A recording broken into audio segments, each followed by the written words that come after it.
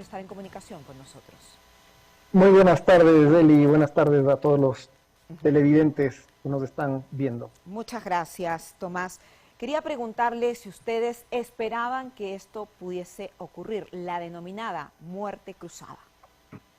Bueno, es algo de lo que se ha venido conversando desde hace muchos meses, esta posibilidad que da la Constitución.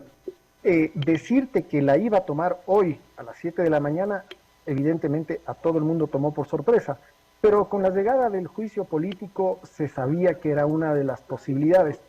¿Por qué se sabía? Porque, por un lado, se calculaba que el presidente Lasso no iba a tener los votos suficientes para salvarlo del juicio político, estaba un poco en el límite. Entonces, se sabía que había esta carta bajo la manga, pero pensamos que quizás la medida se iba a tomar un poco más tarde, quizás al final de este día, luego de las intervenciones de los diferentes asambleístas en el mismo proceso del juicio político. Entonces, por supuesto que a nivel de la sociedad también ha habido una sorpresa, porque además hay que considerar que este decreto ejecutivo, esta medida, es la primera vez que se la toma en la historia republicana del Ecuador, dado que es una norma constitucional que se aprobó en el 2008.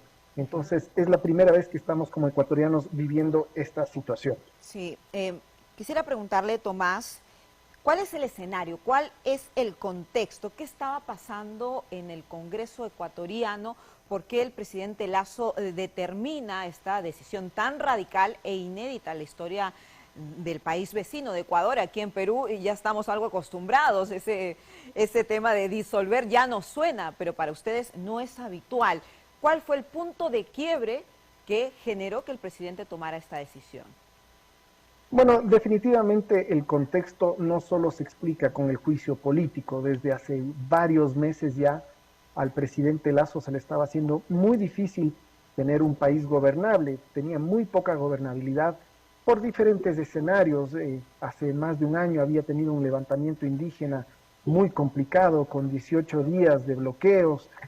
Asimismo, varias autoridades electas, tanto a nivel de autoridades judiciales, electorales, dentro de la misma asamblea, poco a poco le iban acercando la gobernabilidad. Entonces sería un contexto de largo plazo, pero ese punto de quiebre al que tú mencionas, Eli, sin duda tiene que ver con el juicio político, un juicio político que desde el gobierno se lo dice que es un absurdo, porque se lo está acusando de unos contratos que se firmaron 3 años antes de que él haya sido electo como presidente, pero que evidentemente desde la oposición ellos tienen sus argumentos diciendo que hay una omisión del presidente de la República de haber tomado medidas para este caso de peculado, que es lo que convoca al juicio político. Y entonces el presidente, en su anuncio que hizo esta mañana en esta cadena nacional, dice que finalmente no tenía mucho sentido seguir alargando el tema, porque independientemente de lo que se considere cierto o no, de la verdad o no, de la justicia o la injusticia,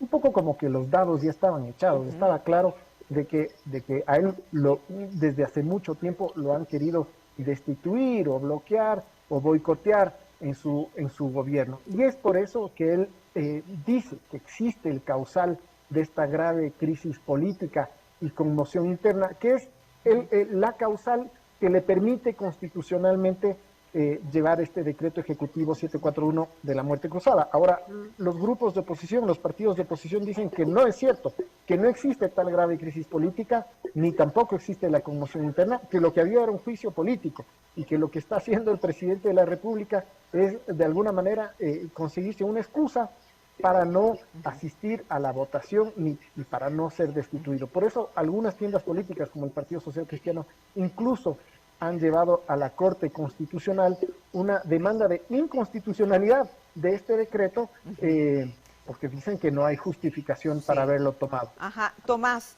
¿el presidente Lasso cuenta con el respaldo de los militares, de la policía y de la ciudadanía en general?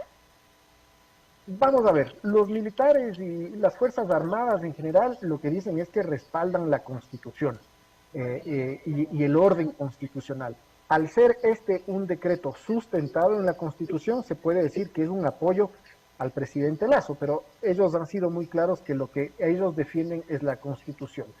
Correcto. La ciudadanía en general, difícilmente yo te podría decir con total certeza si es que apoyan o no apoyan. Evidentemente hay una fractura en la sociedad ecuatoriana. Evidentemente también hay un desencanto con la clase política en general. El presidente Lasso, así como la Asamblea, no tienen bajo ningún punto de vista un buen porcentaje de apoyo a sus respectivas gestiones. Se podría explicar que la gestión del presidente Lasso no ha sido buena porque no ha tenido esa gobernabilidad. Pero Tomás, quizás lo sí, que sí apoya la población es ajá. que hay un descanso a esta crisis política y una salida. Eso es lo que se necesita y que lamentablemente nos recuerda mucho a la realidad de lo que hemos pasado en Perú, que se replica ahora en Ecuador. Ojalá que tengan la salida política y que finalmente la población decida a los nuevos gobernantes, presidente y también los miembros de esta asamblea. Le agradezco mucho a nuestro colega Tomás Chufardi desde Ecuador. Muchas gracias por esta comunicación, muy amable.